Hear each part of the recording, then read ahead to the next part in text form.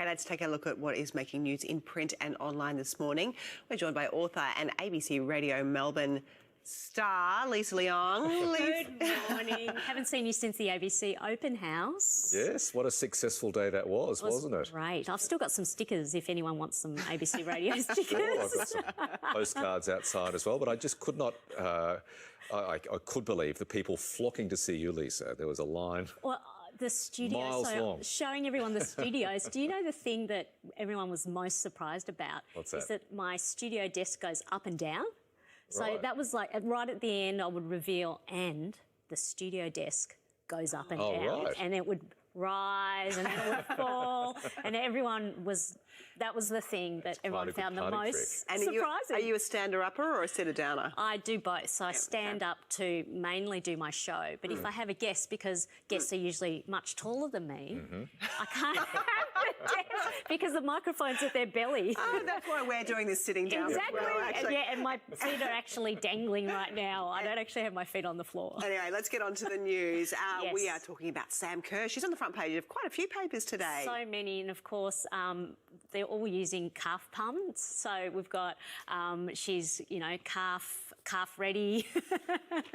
And, but there's been so much attention on her injury. But the thing that I love is that, in a way, because the Matildas were so successful in their last match, it's moved from, is Sam Kerr going to be playing or not, to this idea that they're a team and that there's such depth of talent and that it's actually a team that makes a successful sporting team or a team in life. I just love that. That is so true, and it's given some of the Matildas who may not have had a chance to shine, the chance to shine, and it's shown that they are potentially world-beating. You've got Steph Catley and, you name the player, and they have all played their role. Sam is fantastic. We love her, and we look very much forward to her taking the field against Denmark, but a true team effort. You've hit the nail on the head. Yeah, and I love that. And in fact, I had my own little moment of having a reunion.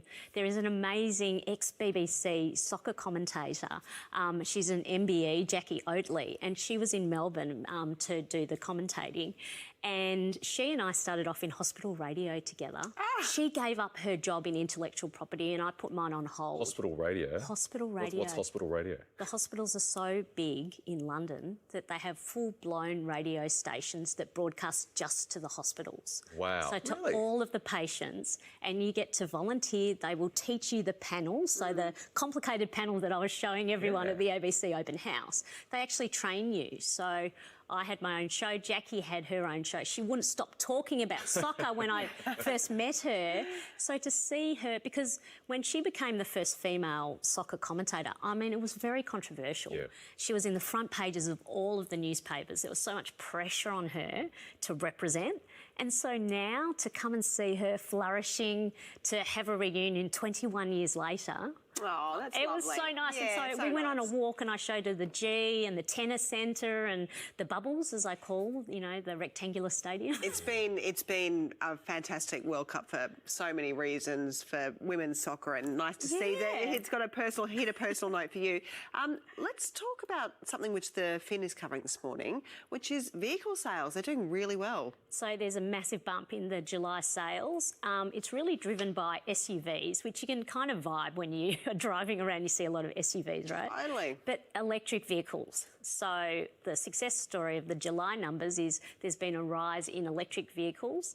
I think this is probably driven by the amount of car discounts and... So we have a lot of incentives. One of the gaps that I'd like to look at is electric bikes. So I'm an electric bike fan. Right. And in the national government strategy, they don't actually deal with electric bikes. And what would be interesting is if there were some discounts or some incentives for people to get on their electric bikes. I think accessibility, sustainability, it could be, we could become bike capitals. In so many other countries, they really are. Like my sister, for example, lives in Norway.